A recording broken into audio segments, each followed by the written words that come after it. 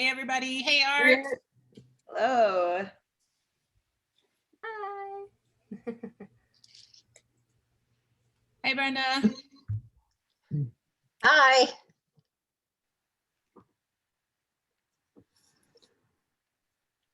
Hey, Alexa. Uh-oh. Hello. Trouble. It's trouble. It's Alexa. I have pants on. Oh, thank God. Thank God. I'm probably just I because I have don't. to be outside. I'm gonna turn off the camera because it just gets dark and all you see is nothing. All right. But I'm here. I'm here. Okay, great. Hi everybody. Miss your faces, all of you, Aw. except for Mo. Don't turn it Just off kidding, till Mo. it's dark, though, because we want to see your face too, Alexa. Oh well, You it's missed just your face too. Yep, there it is. Aren't you cold? it's chilly, but it's kind of nice. We're on the water, so it doesn't get as cold. Right. Hey, Mo. Cold here. Hey, There I'm she just gonna is. say Hey, hi, and Mo. then I'm gonna go off too. Okay. So, I'm so Alexa, excited for this panel, you guys. Thank you for pulling this together. That trailer was scary. That looked good. Oh my God. Thank you. That looked so scary for me. I loved it. It's not that bad. It's good. It's great. It's good. It's really good. Yeah. All right, guys. I'm glad everybody's here. Hope everybody can hear. We've got some people on mute. It looks like lots of people on mute. This is Artisha Mann Cooper and Mindy Marin. And I'm Becky Yataw. I'm the current interim president of the Tampa branch. I don't know how that happened. And Victoria Jorgensen, representing Tampa Women in Film. And we just like to invite you all, thank you for coming. And then we're going to turn it over to Artisha. And basically what we want to know is, I met Artisha a while back, and I was just totally impressed with the work that she's done. And I was just like, this is a person we've got to talk to. We've got to find out her secrets or, her tips or whatever she has to say. So I'm just thrilled to have you guys on. Thank you, Becky. I'm really, really excited for everyone who is here today too. And yeah, this is kind of like refreshing considering the fact that most of us have been like not seeing people for the last like couple of months. So it's really just exciting just to talk film and talk about getting film done, especially in the independent space, and lots to talk about. So I'm really excited to kind of just start a little bit with my background. I actually started in finance. I have a degree in economics, and I worked plenty of places in finances, one being Meadowmark Capital and Skidmore, Owings and Merrill. And actually in 2007, wind up quitting my job because the economy tanked. Like for a lot of people, and being a millennial, it just really screwed up the amount of money that I was making, and also, the student loans were killing me. So believe it or not, I thought the best thing for me to do was to go into film. And I wound up I started in acting. I went to the Actor Studio Drama School, but literally I just auditioned, I got in. I worked for James Lipton as his producing assistant. And that's how I kind of started producing. Didn't know I was gonna be a producer, but because I had a business background and I really understood how to put things together, it just kind of fit for who I was. And after I got out of school, I created a short that I took to a bunch of festivals. This all-female production company was like, have you ever produced anything? And I'm like, no, I was an assistant, I don't know. And they're like, well, you know what? We think you would be really great at it. And they gave me an opportunity to line produce and produce some projects under them. And that's how I started my career. And from there, it's been just like that. I like to say I'm very fortunate, but I believe I'm blessed, because that's not everyone's story. But for me, that's kind of like how I've started out and how I started out things. And I've had a lot of really great people who've been invested in helping me, you know, in my career. So that's kind of like my background and why I've been very good at putting films together and helping people find finance and putting finance together for my own films. It's not easy. It's not easy. Actually, finding finance for your film is pretty much the hardest thing you can do for a film. People think it's talent. It's not. It's always the money portion of things because it's so hard to get people to put money and invest in your films. So that's pretty much my background. Becky, you're on mute. How do you do it? Okay, I think it's for me, it's kind of like finding the right people to invest in your projects. People think it's really about just the project. It's always about the people. 100% in any investment that you do, people want to invest in you, not your project. They want to like you. They'll love the projects, of course, but they really want to like you. So for me, it always starts with the type of people that I want to get to invest in my film. Now, it doesn't necessarily always, it's not necessarily always like that, but I would say about 80% of the time, people really have to be invested in you as a producer, be vested in the direction that you want to take the film in, and really trust that the team that you're putting together they're actually going to get it done. So I always start by, I network a lot, I meet a lot of people. Me, myself, I've put together a structure that will work financially for a lot of investors. I usually look into places that have tax incentives. I look at the different types of financial structures that I can put together for an investor. And you know, any of you who put together films, you'll know that you can kind of figure out different ways to where you can structure a film. Sometimes it's with the tax incentive, and then you can go to the bank and then you can get it financed off that tax incentive. Sometimes, you know, you want to get an actor and then you can get sales. You know, you can finance off the sales. I mean, there's different ways that you can kind of put a structure together, but let's just talk about films under a certain level. Let's talk about that. Let's say if you have a film under $500,000, right? What I typically like to do is I like to go to a place where there's going to be some sort of incentive because I know 1/3 of that film is going to come back to the investor. Secondly, I like to go for people who have an incentive in an industry. So say if it's like an investor who wants to get into film or wants to produce, and this is their first film, then it's a lower risk for them. So I might only be looking for $300,000 and that person might only have $300,000. And then I'll use the rest of the tax incentive to finance the rest of the film. So I tend to look with investors, I tend to, under 500, let's say under 500, I tend to look for people who actually want to be in the film industry, want to learn about the film industry, and who will trust that what I'm putting together is going to work. And that takes a little bit of time for the under fives.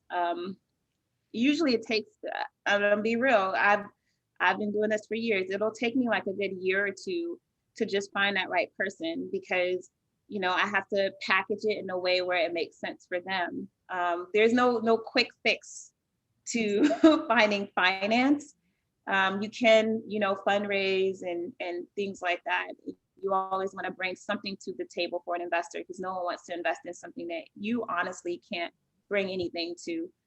But I always start out there. It's like, well, what is your interest? Because a lot of the times when people go to investors, they always ask for something, right? You're asking the investor, but you really don't ask that person, well, what do you want? You know, what are you looking for? What do you want to get out of this? And I think it makes a big difference, you know, because these people who are putting money into these films, they're always being asked for money. So I'm gonna ask anybody if they have any questions before I kind of move on with some things. Yeah. Oops.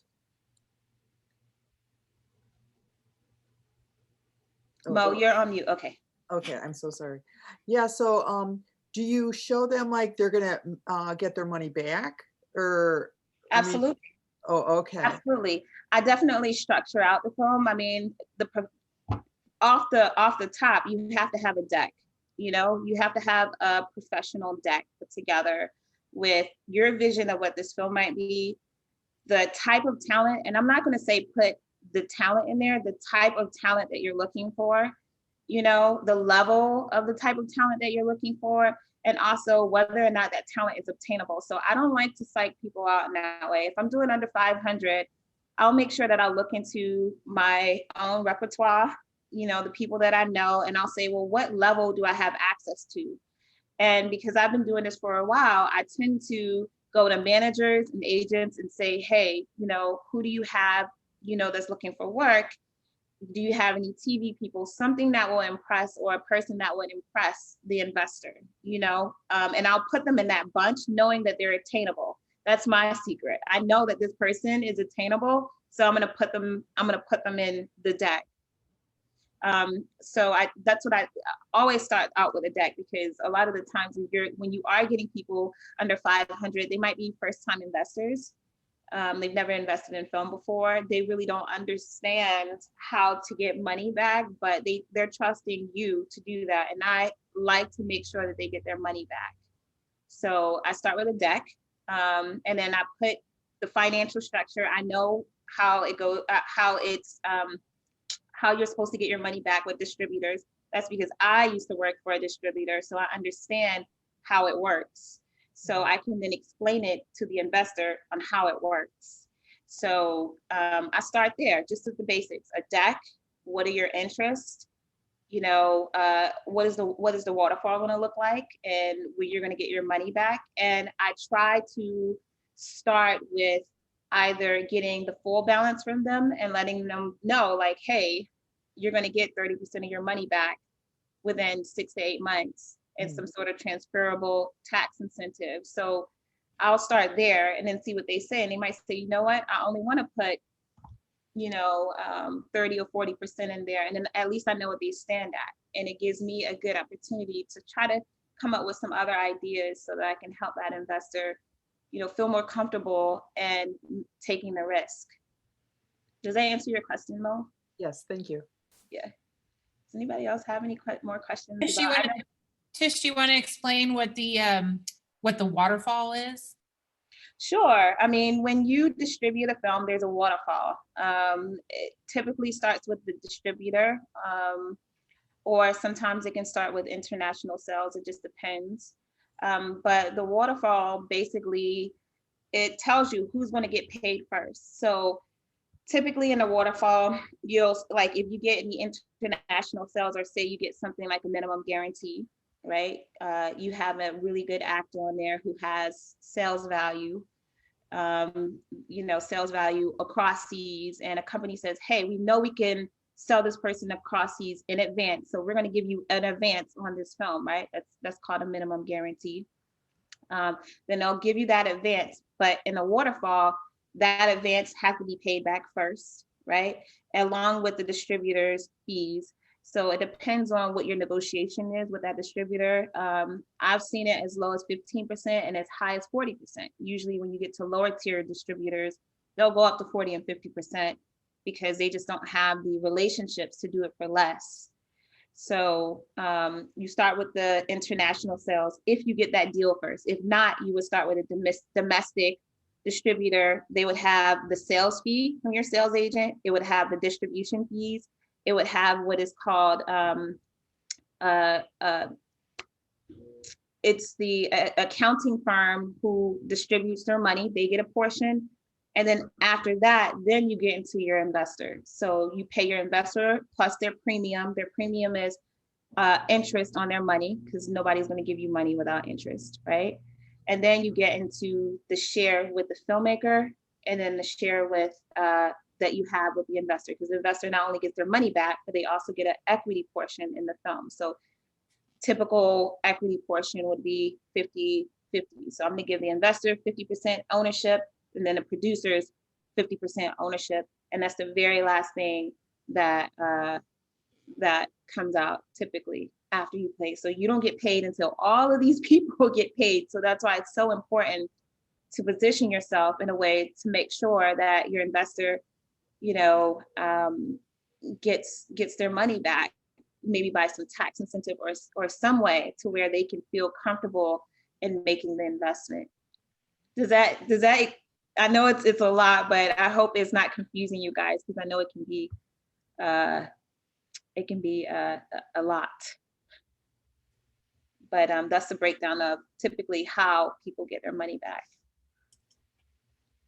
It sounds like you have like an innate knowledge of how the finance system works. Like you understand what interest is and you know, what the paperwork is supposed to look like, what people are actually interested in seeing in the paperwork.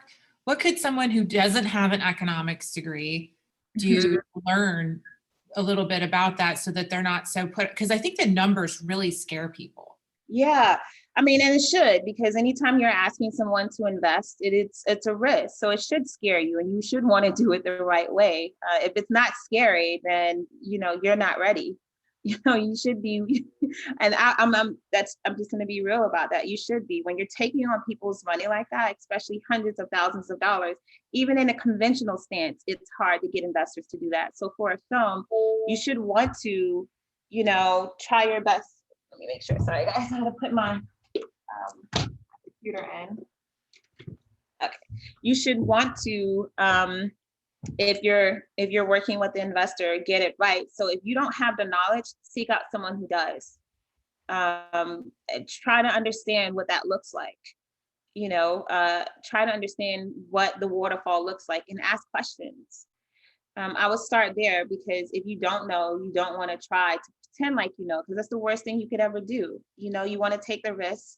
You find the right people who know what they're talking about, who can help you take that risk, because the last thing you want to do is lose that person's money and you just don't know. So, but if you're asking me directly, what you should do, it just depends on your film. It depends where you're shooting at. It depends, what your package is. It depends what your script is. If you're doing an action film, it will look different than a drama, right?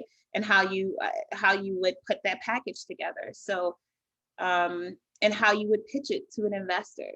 It just depends. There's no one way to do this, but there's effective ways to do it. And I find that if you don't want to screw over an investor and you really want that person to come back to your next project, you want to be effective.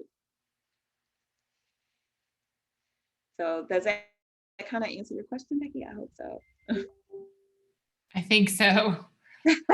I mean, you can get more specific if you want. If you want to give me like a scenario, then I can probably get a little bit more specific. But I definitely think it depends on your film. So if you guys have a film and you want to ask me a specific question, I can probably give you more of an in-depth answer. But because we're in an industry where there's so many ways to finance and structure your film, say if you're,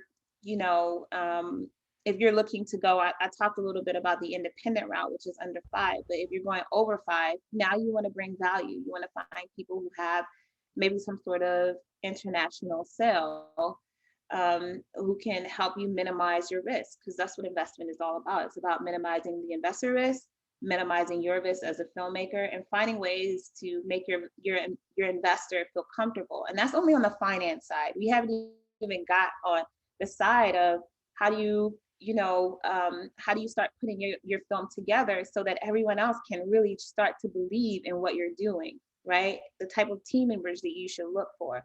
That's a whole nother thing. We're only talking about the finance portion, the business part. We haven't even gotten to the creative portion of it, right? Getting big actors, reaching out to managers.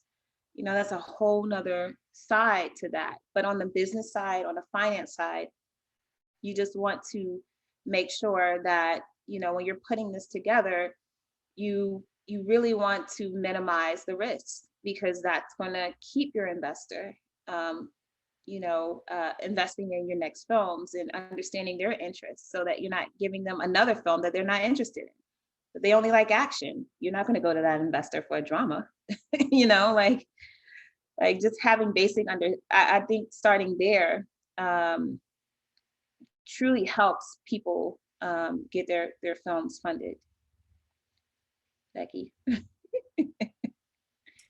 Sorry that I had to type this whole preamble thing. So thank God we're recording this, because that is, this is absolutely what I wanted to hear. I think for me, I think my concern comes in, I can't picture that in my mind. Like I've done budgeting, I've done pitches, I know how to make a deck, but I can't picture the whole thing in my mind. I don't understand distributors at all. It's like this vague thing that I have no idea. And I feel like no one does. Like in our town here, we're so isolated. I kind of think like we've never seen a distributor. I don't know what they do. Like, and I wouldn't know who to ask. Like, I mean, presumably there are people who have money that you could ask for money. And I mean, I know people, but I would be very uncomfortable asking people for money. It is a uncomfortable thing, but I think if you think of it as in a lines of a partnership, right? These are people who you are partnering with. You're not necessarily asking them to just do your film. You're going to be with that person for 2 years, right? So they need to be on board with the vision of the film. So I think sometimes we think of it as we're just asking. No, what you're seeking is a partner, a person who's going to, and that's why I talk about it's very important for that person to like you, because once they give you the money, they're not going away. They're going to be on you. They're going to ask you questions. You're going to have to make sure that your business is intact. That you can, your accountants are intact, your lawyers are intact. When you have the film, you have to have a cash flow and tell them how much you're spending weekly. It's still, there's a business part of it that I think sometimes we get away from because we're just passionate, and I just actually wrote an ebook, and I call it the artist entrepreneur. And you have to be an artist entrepreneur, meaning that we know that you're creative. I know that you're creative, right? We know that you have something to share with the world. And you have to understand, in order to share it with people and in order to get their interest, you start with the art first, right? Creating something that's worthwhile, that people are going to love because you love it. And not everybody's going to love it, right? You start there. And then after you have done the art part of it, you put that together, you've done your script, you registered it through the WGA, or you've copywritten it, you've done all these things. Now you have to stop there and be like, okay, what can I do to make someone interested in this body of work? And then you come back to that after you get the money, but understanding that you're creative first, you create something worthwhile that people really want to be part of, and then you go into your entrepreneurial side, and you start putting decks together. And your decks typically, they'll have like an introduction or a synopsis to the film. They'll have an introduction to the team. They'll have a vision of what you think this movie is going to look like, and the type of, and the level that you think this movie is going to. So if it's going to be a $500,000 film, and it's on that level, that you want to go for talent. That doesn't mean you can't get bigger talent, but that means, for me, I like to be a little bit more realistic with investors about what their money can get them, and that doesn't mean you can't get bigger talent. I just want to put that out there. If you have access and you're capable and you find a manager, great. But I find being very honest and letting them know where this can be and how we can get it there, it's great. If you want to go through Sundance, then you need to say, hey, we're going to go for the most talented people that we can find. And I see there's in the chat box, there's quite a few questions. So I'm also going to look at that. You don't have to look at that, Artisha. I'm looking at it. Okay. Alexa asks, how do you qualify an investor? She asked that twice. How do you qualify? I mean, most of the time, it just depends. I mean, there is SEC laws where they have to be a verified investor, and sometimes people have home offices where they already have a business, and they invest on their tax returns. So that's a more in-depth conversation depending on the level in which your investor is on. So if you are just someone who is a regular Blow Joe and you have $100,000 in your savings, you don't have to go through the SEC. But if you own a corporation, you really want to understand what that person is doing with their money, because you don't want to be involved in something that maybe or something sketchy, you know? So it depends on what level, and there's SEC laws for that. So typically, I would go through a lawyer. If it's anything over $500,000, I would make sure that I would get an attorney to help me qualify that investor, which I have done, for anything over 500, usually under, because there's never usually just one investor under 500. Sometimes, you know, it's maybe two, and sometimes you're using tax incentive. You know, you really don't have to do as much because of SEC laws. So just have a basic understanding of, you know, of what the SEC law is, or have an attorney kind of give you a better understanding of that. Okay, you know. great. The first question is from Mo. I'm not sure if she got the answer to this. Is do you start with a project or do you start with an investor? I always start with the project, because I believe that, you know, you have to start with something that people want to believe in order for them to invest. Otherwise, they'll tell you to come back later. You know, and that's with anything, any investment. They're not going to just give you money without them having a reason to give you money, unless you're It just needs to looking be for. fully fleshed out so that they can sort of get an idea about what it is. Yeah, absolutely. That's what your deck is for.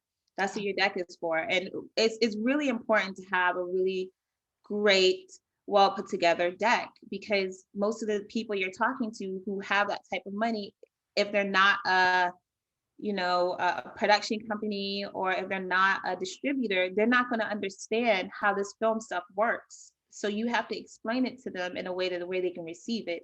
And the best way to do that is to have a deck.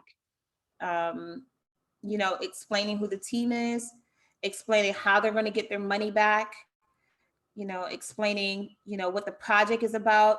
Talk about the genre, you know, because if you're going to do a project, you also need to understand the genre that you're in, right? Like, you're doing horror, it's going to be completely different than dramas. Like, what platforms are going to cover horror? You know, who is in that genre, who's done movies and your same budget and they've been successful. Like, it's going to be a little bit of research on your end as well, to get people to be passionate about it, you know. So it takes a little bit of work, but, you know, so does putting money in. That takes work as well. So you have to bring that to the table for an investor. That's nice.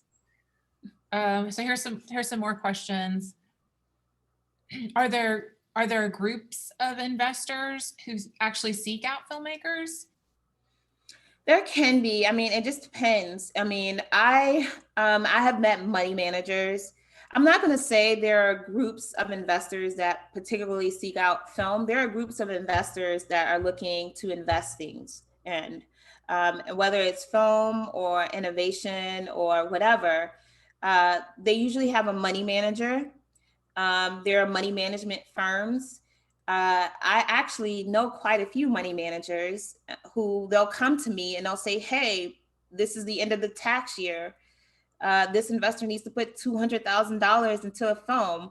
Do you have a film that needs $200,000 right now and it's going to be completed next year? And I'll say, yeah, give me a second, I'll get back to you. Or I won't give them immediate answer if I don't have it. I'll say, hey, let me get back to you by tomorrow about that, you know? And then I do my research, I talk to people, you know, I'll see first and foremost, do I have something? But I never pretend that I have something, or I never say, hey, you know, I can do this in $200,000 if I can't. So don't make promises that you can't keep to these investors because you want to keep them. So there are groups, there are money management groups, but their interest is vast. It's not just going to be on film. They're going to put it in multiple things. You just got to be ready. If you garner those relationships, you got to be ready, because sometimes they'll call you up and they'll be like, hey, I'm ready now. They might not be ready the initial time you speak to them, but they know you exist. So they're always going to keep you on their radar. That's a really good point. Alexis says, thank you for clarifying. If the project fails, hopefully not, what is the fallout to the investor? Well, the investor would have lost their money. I mean, and that's there's no easy answer to that. That if the project fails, then the investor lost their money. You don't want to go down that route, right? That's why you have to minimize your investor's risk and also know what you're doing. You know, it's important to have people who come on your project who know what they're doing. That means you got to put a team together full of professionals who can do the project and who can do it well, because, you know, investing is a risk. All investors know that. So that's why it's important that they invest in you, and the team that you put together knows what they're doing. Because this, and I want to be honest about our industry, right? This industry is full of people who like to take advantage of other people. They take advantage of your dreams sometimes. They take advantage of when you have things going on sometimes, because everybody wants to be part of a moving train, right?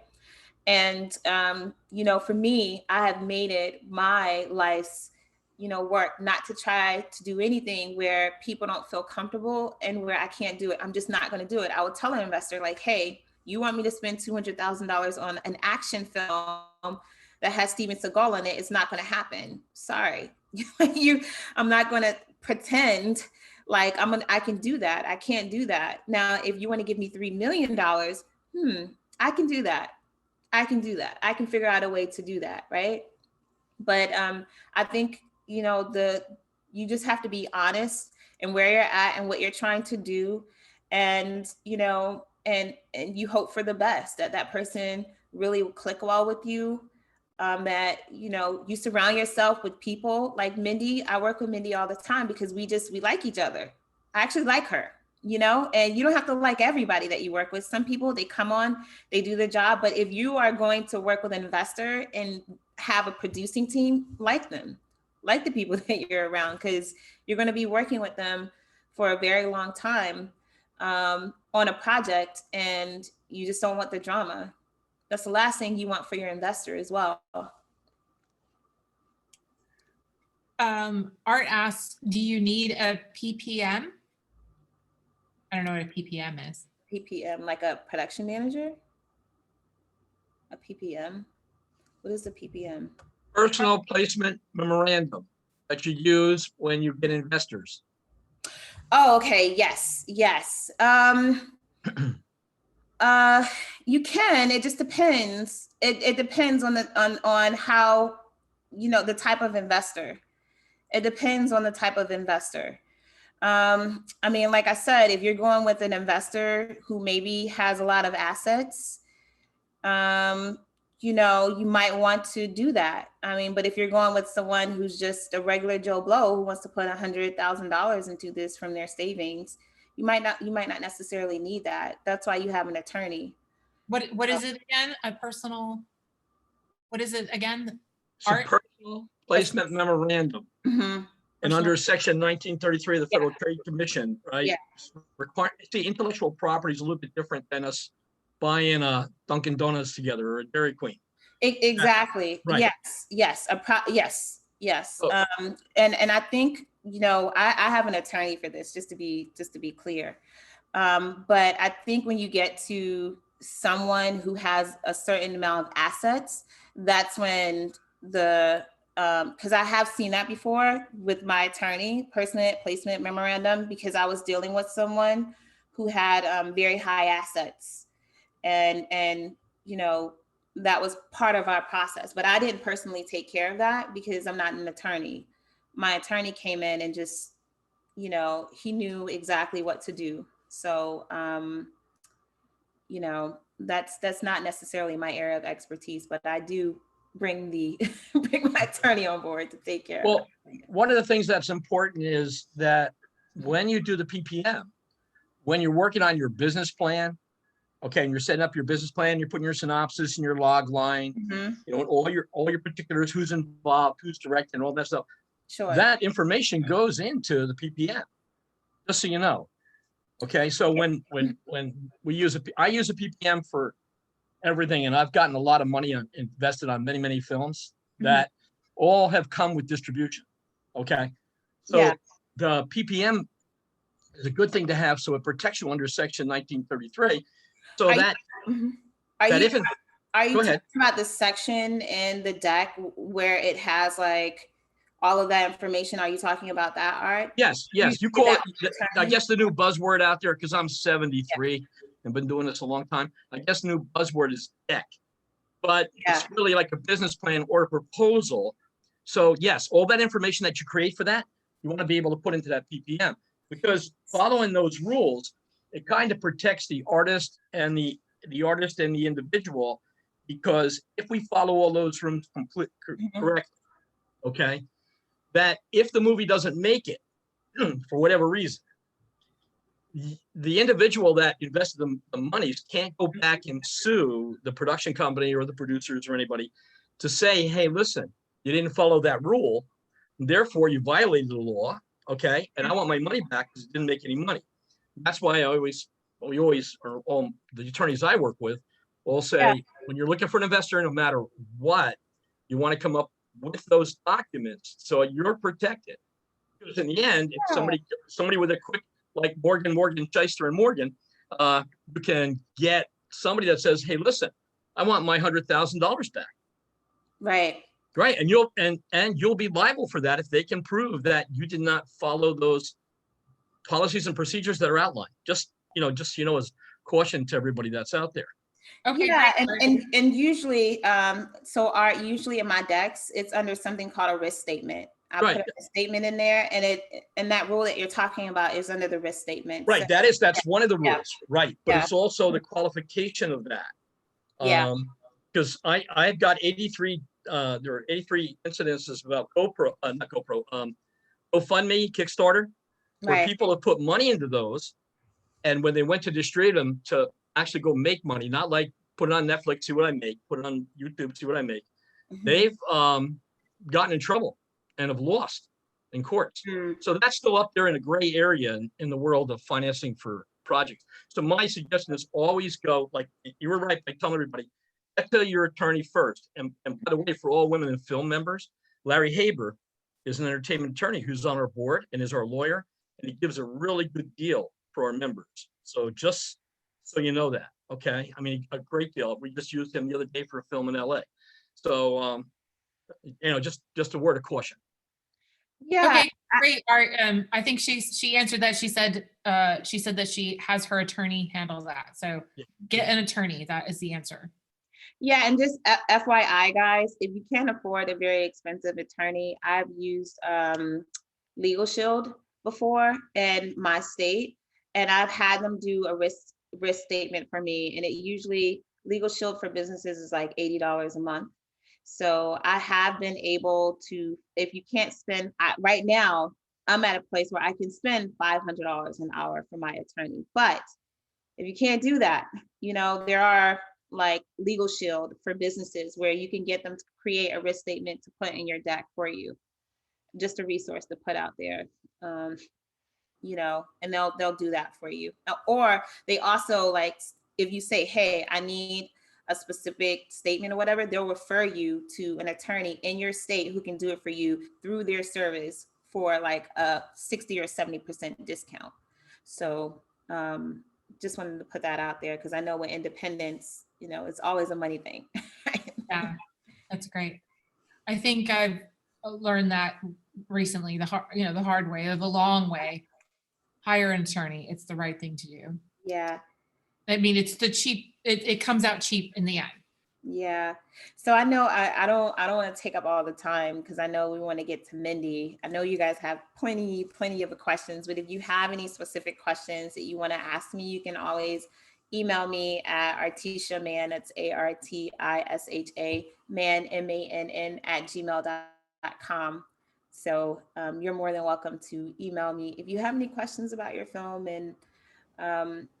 And I know we talked a lot about finance because it's popular, but we need to have a longer thing, Becky. So I know. Can you put your email in the chat?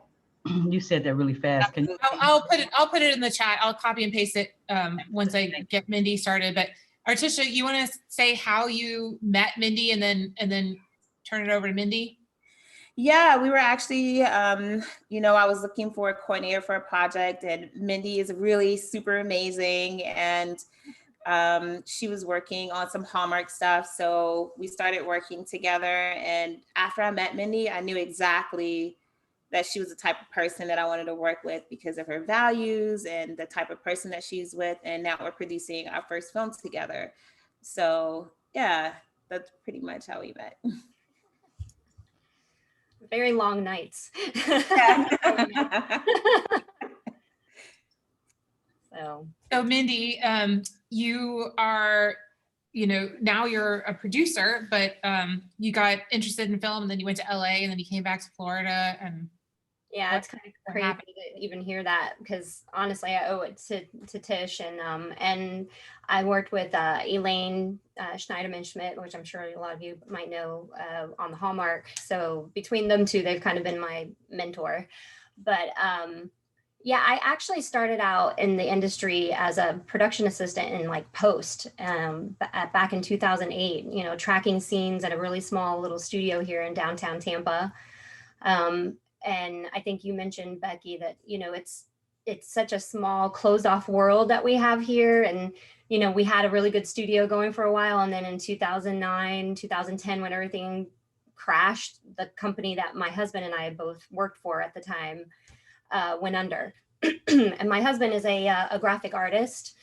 And so we just decided, hey, let's just take our whole life and go to LA and just see if maybe we can find some work out there because there was nothing here in Florida. So while he was working in studios there and, and he worked on some really big stuff, I kind of just fell into the industry. And like Tish said, I started out with, I was being an extra and, doing whatever. I was like a seat filler on, a couple of the stage shows that they have out there in LA. And then I just so happened to go on vacation with my mom and my daughter. I can't remember when it was, but anyway, we fell upon a film set for Water for Elephants, and my friend and I were there, and it was just a crazy whirlwind experience. We ended up working as non-paid production assistants, and I didn't even know what a production assistant was at that time. But then just kind of from there, everything just spiraled, and I just dug into anything film. And I'm the type of person that, like, when I get into something that I really, really love, I just go for it. So I've kind of just worked my way up since then. I'm also a writer, and I've done everything. I've been a PA, I've been a personal assistant, I've been, actors assistants. And then when I started working on Hallmark, I became production coordinator. And then when Tish and I met, she kind of just gave me the opportunity. Honestly, I kind of owe that to her to start helping co-produce and helping with some of the stuff that she was doing. And like she said, we really gel, and it is important to like get along and have a good team. And we've talked about that a lot because, when you have people on a project that don't get along, it kind of can go south real quick. So it was really great that her and I just clicked right away. And so, yeah, this movie is basically my first title of co-producer or associate producer on it. And it was amazing. I learned a lot, and I'm just ready to just keep moving forward. And I have so many things in the works, and I'm just trying to figure it all out during this whole COVID thing, really. What did you learn as a co-producer that you haven't, because you've been all over film, doing all kinds of stuff. Yeah. Well, honestly, one of the biggest things I think that I've learned is the back end of that, like Tish was just talking about. I'm not a money person, and I'm really not great with numbers. And that behind the scenes stuff has always been something I've been really interested in. But it's hard to get people to kind of let you in this industry. And Elaine taught me some of that too. She kind of let me shadow her a little bit, even though, Hallmark is like a huge industry to kind of get in with. But yeah, learning just the paperwork and how to get your idea out there, and who do you have to talk to, and like Tish was saying, the risks and all of those things. That's a lot of information that a lot of people don't know right off the bat. So yeah, that was probably the biggest learning curve for me, and I'm still in that process of learning all of that.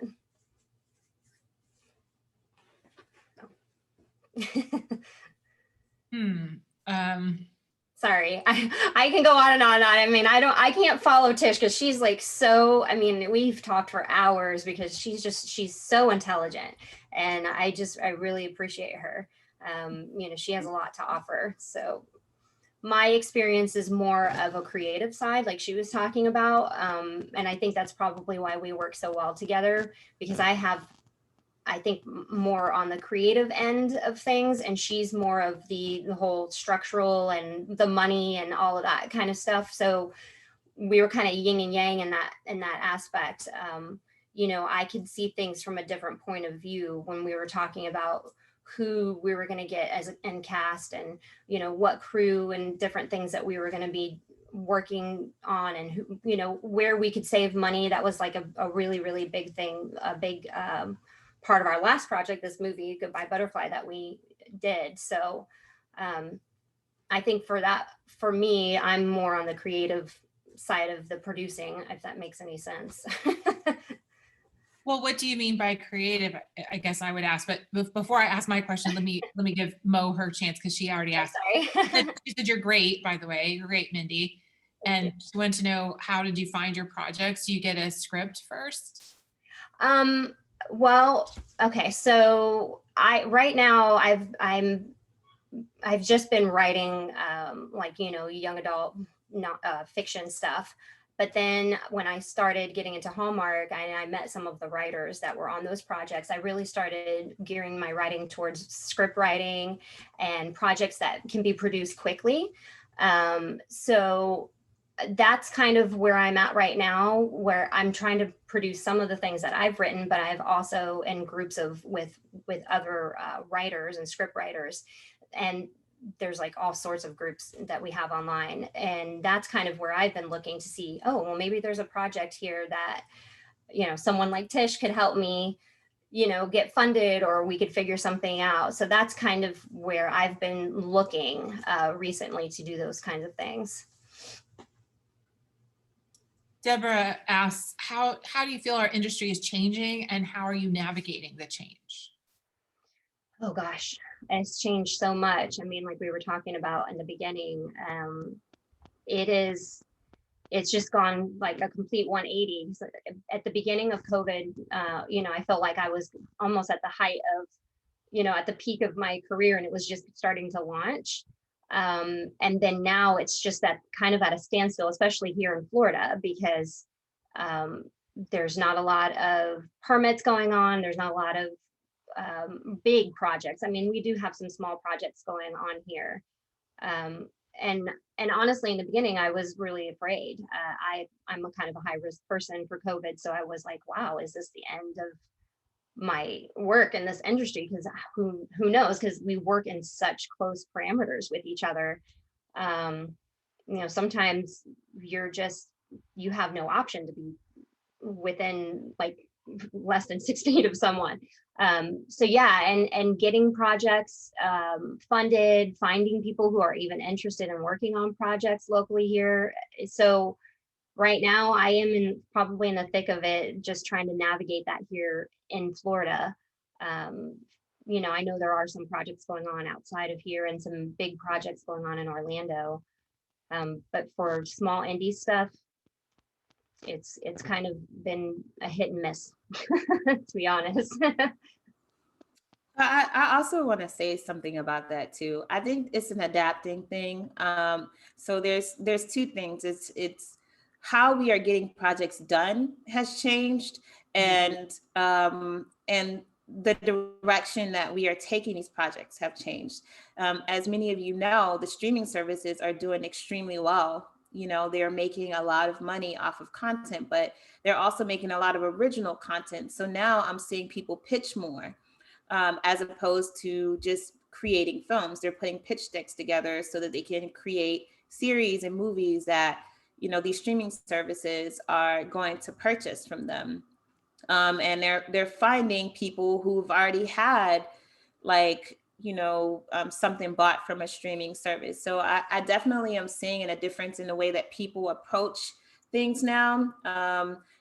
Theatrical it's so unpredictable that no one's talking about theatrical because the question comes up like, well, how is that going to work? And how are you going to tell them that when you don't even know, right? So I'm seeing a lot of people adapt to where they used to say, hey, we can be in theaters. Now they're saying, hey, we can be on a streaming service. And we're looking at other projects that are similar to our project that are on streaming services, or we're looking for people who have been in a streaming service 4 or 5 times. I don't know if you guys watch Netflix, but they use the same people over and over and over again. And I'm finding a lot of people are like, well, they're not a big, huge actor, but we know that Netflix has bought 6 or 7 of their films. So we know that we can get in the room with Netflix with this film because there's an audience for that actor. Or they're getting a showrunner. One of my friends, he knows the showrunner from Narcos and he has him on his project. And then he got a meeting with Netflix just from that alone. So I'm seeing also that there's just a difference in the way that people are pitching and approaching things. And on the creative side, I would say more so on an independent side, because the studios are still pushing to have these projects done and they have the money to do it. So for them is the risk that they're willing to take because they need to make their money back. They're going to distribute their own films.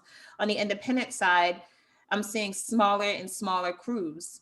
People can't afford to have 60 people or a bunch of free interns on anymore because guess what? You have to test them. So even if you have a free person on, you're still paying money for them that you didn't have to pay before.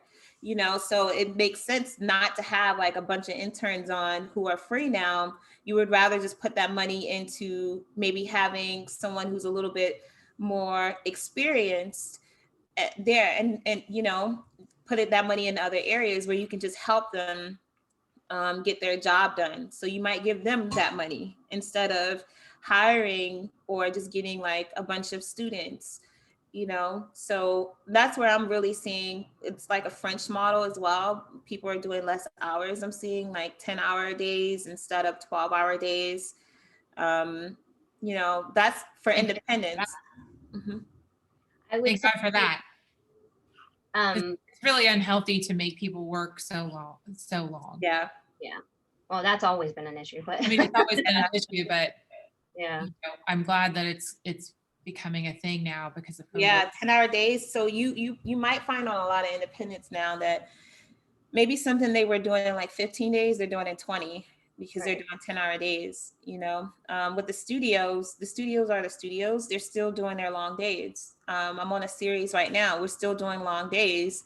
They're just switching out people, which is really ridiculous. And Hollywood is overly optimistic about getting everything done, which is why things keep getting shut down, is because they will not. And I've said this actually to one of the showrunners that's on the series. I was like, listen, you guys need to limit your people. You can't keep having all these people and treating this like you did before. I was like, you're putting people at risk because of this. I've been very vocal about that. And naturally, when you're dealing with studios, there's 20 million people that you have to go through. You're never just talking to the person who's just doing that. You just have to wait for them to talk to so-and-so who talks to so-and-so who talks to so-and-so. So it's never just, how often, how often do you have to test on a movie production? 3 times a week.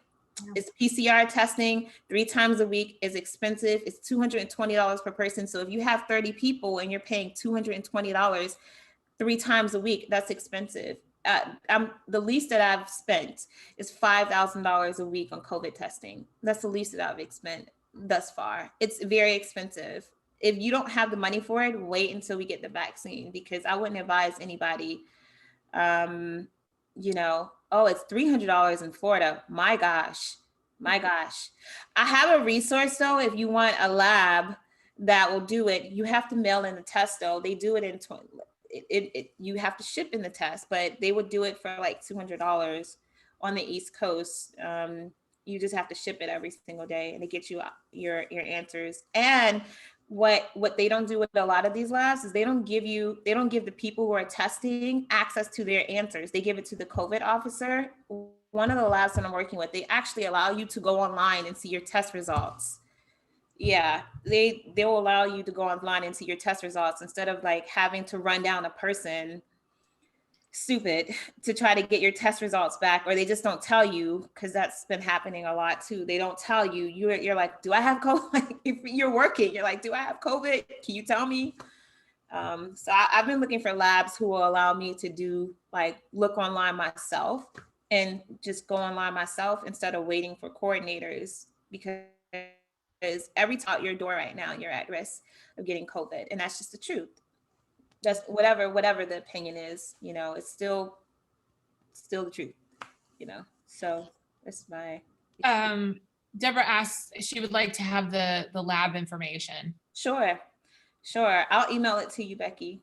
Okay, I'll send it out to you, I guess. It's Julie asked, what's the turnaround time? I'm pretty sure you already answered that. Yeah, I mean, usually you need it within 48 hours. So, I mean, the shipping is expensive though. I'm just going to be like, you might be saving, but the shipping, I typically ship everybody out at the same time, but the shipping may be like $100 or something like that, $100-200. But it's usually about 48 hours. So you ship it, they receive it the next day, they test the same day, and then you get your testing. Everybody gets their testing result by the following day. So that's been my experience, you know. So they were asking if you talk more about COVID and films, but I'd like to ask you like a general question, like what, you know, I know that you're concerned because you're an intelligent person and you don't want to get sick and you don't want other people to get sick because you're a good person too. But what is the film industry's stance on COVID and how are they approaching it? Well, there's a twofold to this, right? You have the agents, the managers, the studios who want to get back to work because they're losing money, right? So they want to be safe, but they also are losing a lot of money out there. So you have them pushing to get back into production, like all companies are trying to do right now, and are trying to find safe ways to do it, but the rates keep going up. So all you're seeing right now is the unions putting out new rules, you know, all the time so they can get people back to work. They really want to get people back to work, but you know, we just have a lot going on in our government where we can't figure out as a country how to get this stuff together so that we can get people back to work. So, you know, it's kind of like a twofold thing. It's really just unfortunate that we're just trying on local and smaller levels and company levels, trying to figure it out so that we can get back to work. And you know, we just have like quarreling political system right now that just makes it very hard for everyone to do that. Because crew members, I want to get back to work, and I've been on sets that shut down for COVID. We've had to shoot set down for like 2 weeks, and I'm sitting there and I'm waiting, ready to get back to work. Even if the person didn't even have contact with the whole entire set, it may be 2 people who had COVID before they came on set and they tested. And just because they tested, we have to shut down, even if they had no contact.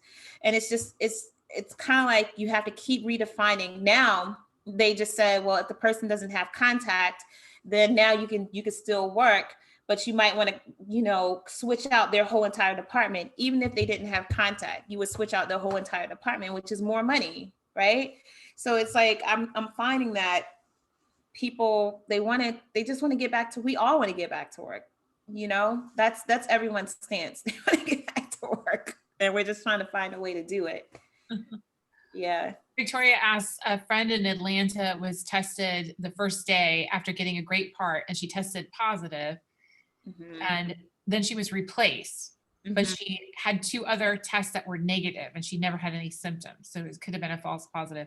Aren't there a lot of false positives or quick tests? Yeah, on those there are. We actually had an art department that had 2 false negatives, but we replaced them. The studio doesn't even want to take the risk because, again, it's that thing where people aren't getting, and they don't understand it. They're not getting the answers to really truly understand the virus the way that we should. And it's, you know, we have quarreling people in our country, so they're not going to take, even if you have a false negative, people are not going to take, a false positive, people are not going to take the risk. And it's unfortunate, but that's just how it's been lately, especially if you're not like a main person on the project. You know, they're not going to fight to keep you on. They're going to be like, okay, well, we can't, even if it's false, we can't put, you know, our big DP, director, and actor at risk because this person has scenes with them. So we're just going to go with someone else. Mindy, It's messed what up. have your experiences in COVID been? Because you've been producing during COVID, haven't you? Well, I was going to say that really, there's several things that I know that we've been trying to do here. You know, there's a couple different apps that people have been trying to, you know, because they're trying to do the contact tracing, and you know, obviously they're doing temperature checks and all of that kind of stuff. But like Tisha's saying, if I saw a question in there, if somebody tests positive, you have to shut down, because there's just, you know, there's really no way of knowing. And I think that, well, I won't say unfortunately, I mean, it is fortunate. We have a lot of young people in the industry. I mean, there's people that are senior, of course, that have been there for a long time. And they're going to be the last to get the vaccine. So it's almost like you're doing this strategic, it's almost like a board game. You have like the strategic thing that you're trying to do to get people that, you know, would have had the vaccine or can get the vaccine, or they've tested negative for so long or positive, and then you're trying to put all those people together, and then if you have to switch them out, you have to switch them out, or you have to shut down. But I will say, I was going to say earlier, something my husband and I have been kind of really looking into, because he's a graphic artist. You know, we kind of just sat down and started thinking, you know, what's going to be the next wave in the film industry, because, you know, it is a fluid industry. It does change, you know, with the time periods and things that happen. And, you know, I think like Tish was mentioning, a lot of the streaming services, you know, theaters, a lot of the theaters here are still closed, and a lot of them went out of business. And streaming services are going to be a huge thing. And I started noticing on some of the shows that I just generally watch, they started kind of mixing in animation and special effects and replacing live action people.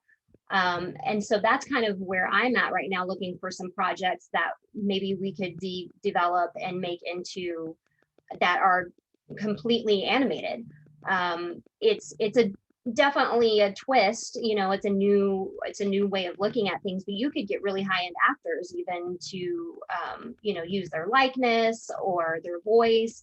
So there's just, it's kind of like a forward thinking at this point for me, you know, where to go. And if you can get in ahead of that, then you're kind of like in the new thing. So that's where I've been, you know, as far as like trying to figure out what to do next and what you want to produce. So I have a question from Alexa. It says, she says, I know this topic is important. What part of the budget is appropriated for PPE?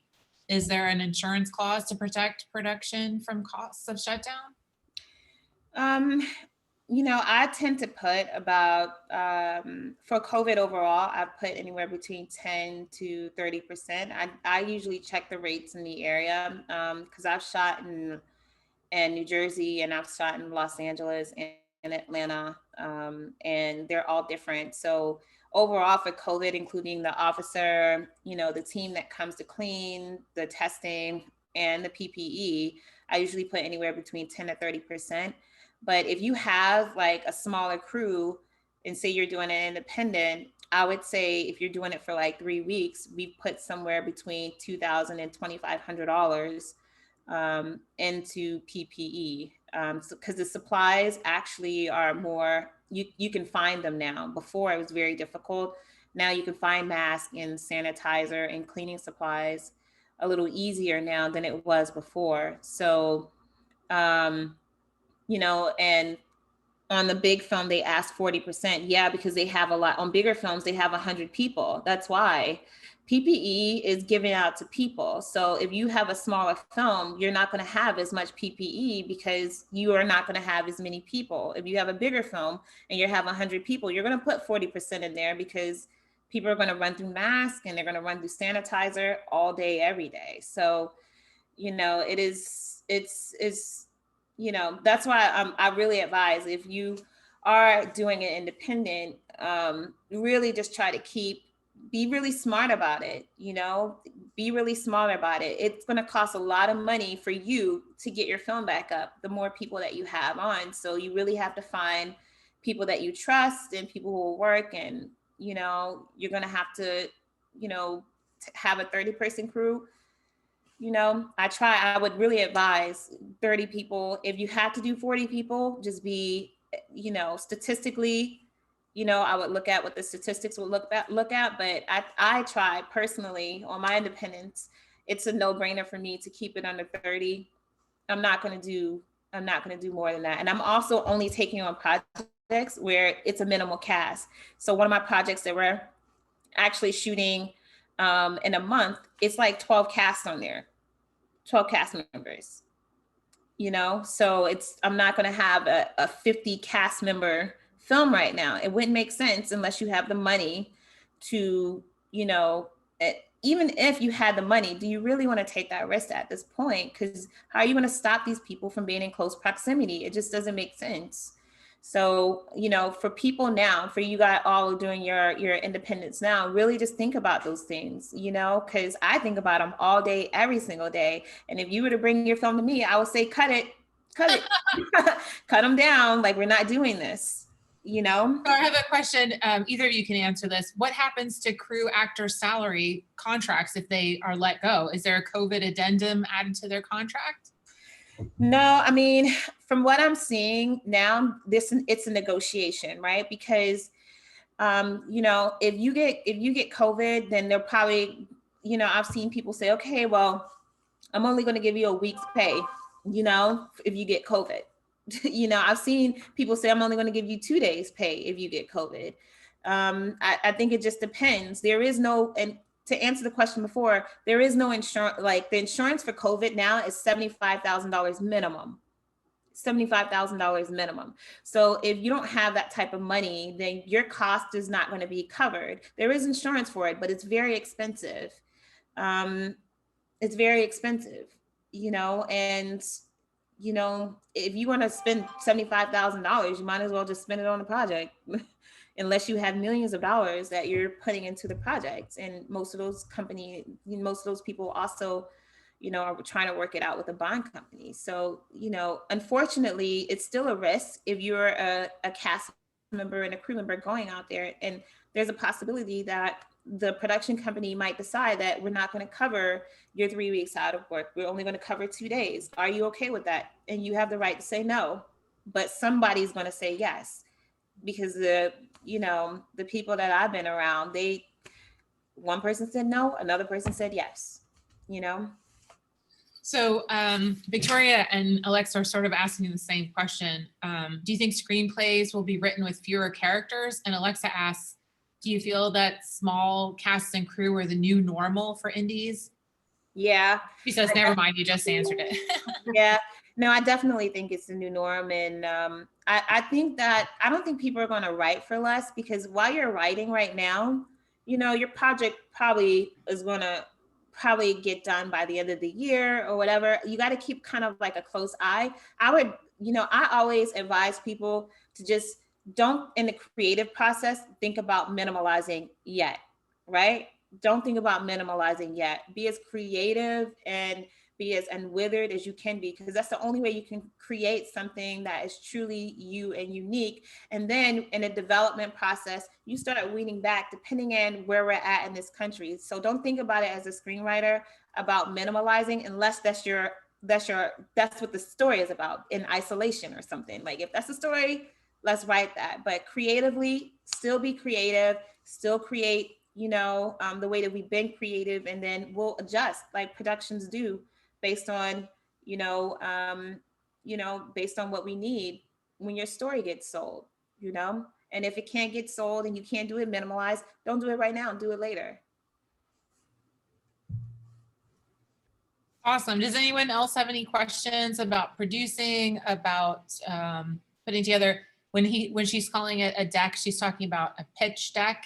Mm-hmm. And that's the pitching process. Deborah says, great advice. Art says, yet still be creative, don't change. Anyone have any questions?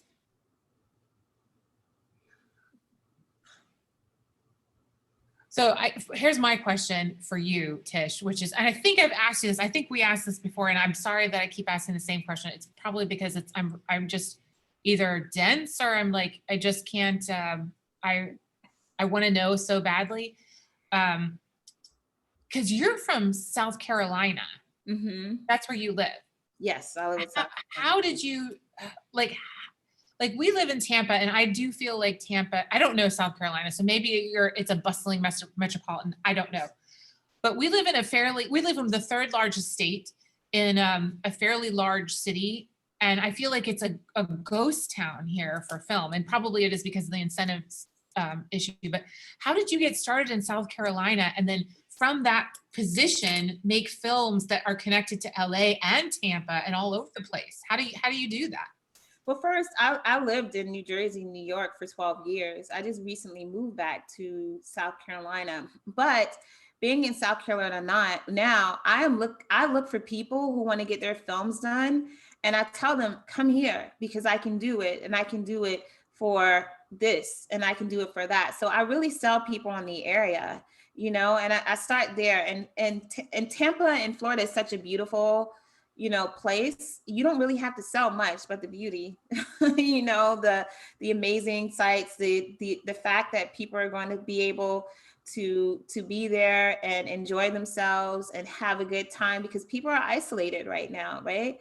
So I think, you know, when I'm selling people on coming to because we did it in North Carolina, actually. We wound up shooting Goodbye Butterfly in North Carolina in a small town called Salisbury. Mm-hmm. And the whole town was involved. I mean, when I say the whole town was involved, I mean, the whole town was involved. They were so excited. Mm-hmm. And we were happy to have them help. And I think, you know, when you're trying to get people to come to Tampa, Florida, you know, you got to first look for the type of film that would be done there. You know, I knew it was a small town and I'm like, heck, we have like hundreds of small towns out here, right?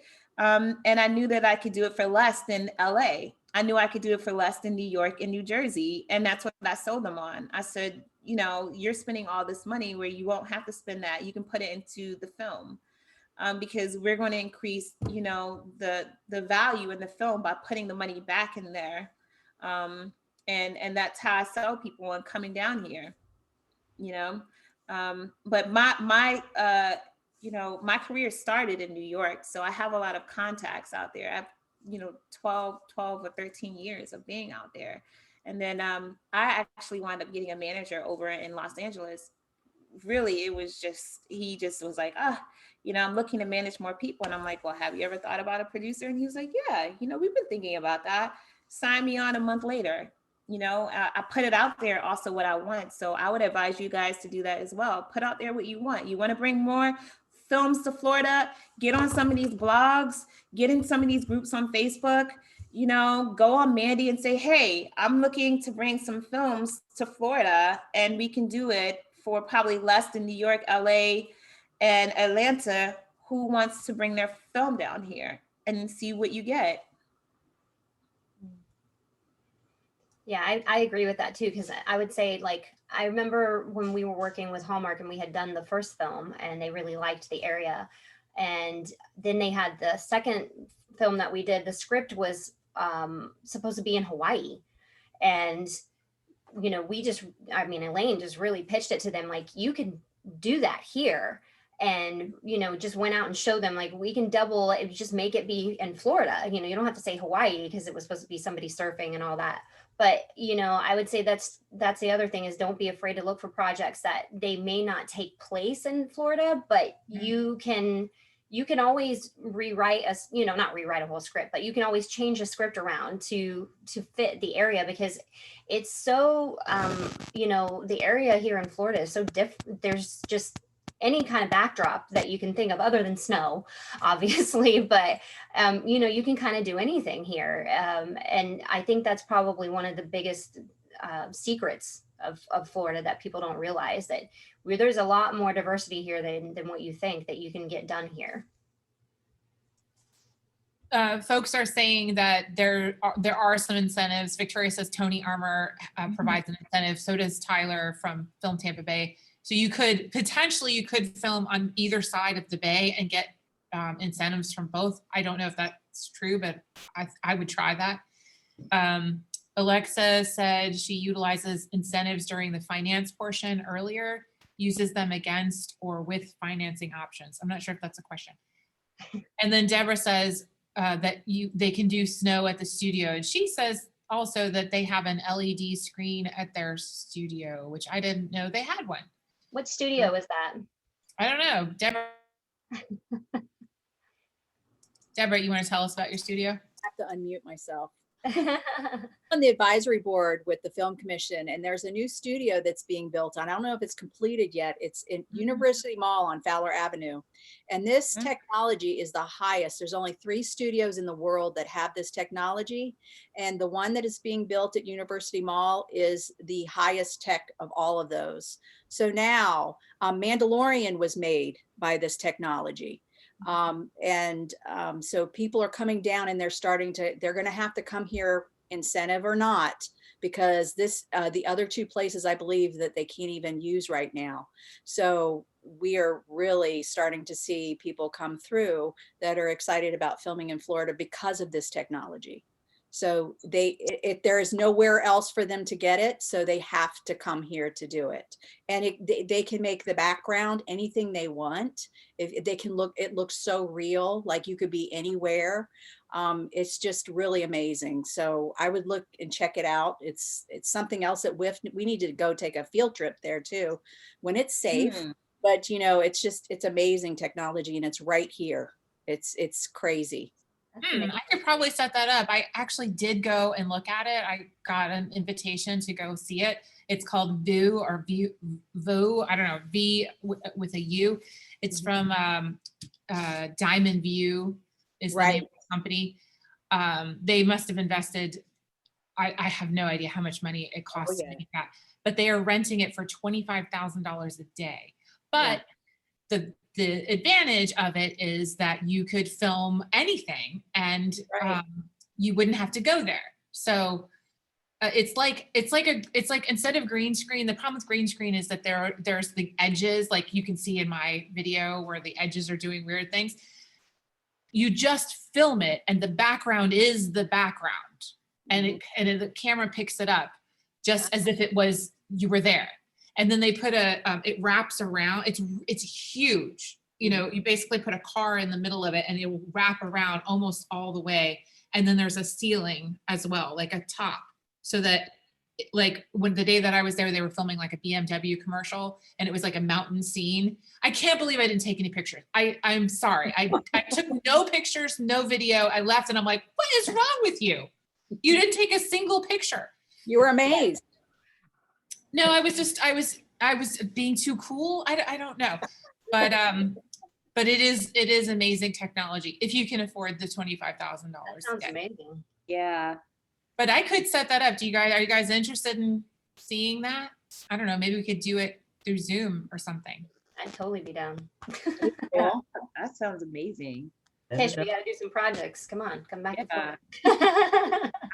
Yeah. That's a great idea. Set that up. All right, I will. We can do it through Alright, Zoom. So we'll have something for next time. Let's see, what else?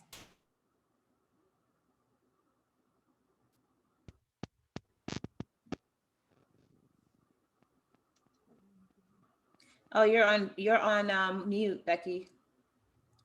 Victoria says Diamond Views Reel shows it. But there's also, I want to say somebody put it out. I got the trailer of the project.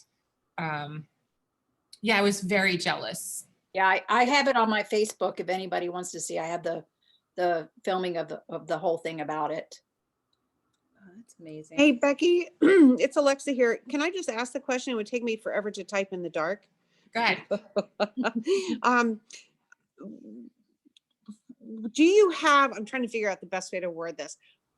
Do you have advice for people that are just jumping into this? Because we're talking about $500,000, $25,000. For the people that really are getting some of their WIFT members together or whatever to do something, do you have a tried and true recipe on how to build something like that you could tell them about like I don't want you to give away all your secrets, of course, but just something that would help them see where they should be focusing in pre-production, production, and then post-production. Oh, like I do because I've done things with nothing and I've done things with something. And I always just, first and foremost, if you're just starting out, Alexa, I just want to be clear that, you want to start off with something that you can actually do, otherwise what I was talking about, that formula is pretty much going to work for anybody, whether you're starting or not, right? So if you want to start on by doing something that's, a little bit smaller, is that what you're saying? I just want to be clear so I can give you the right advice, Alexa. No, it's not for me. I've done this for 20 years, but just if you could, somebody may have their little idea. It could be a 5-page script. Mm-hmm. You know what I mean? And they're thinking, how am I going to get this done? I know how I would do it. I would love to hear how you would do it.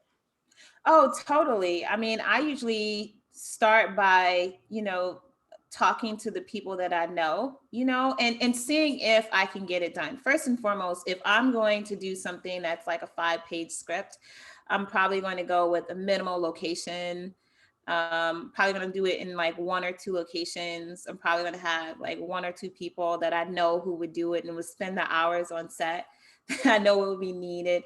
I would talk to a lot of friends and family and try to get something, because even if you don't have much, you're still going to have to pay for food, pay for equipment, just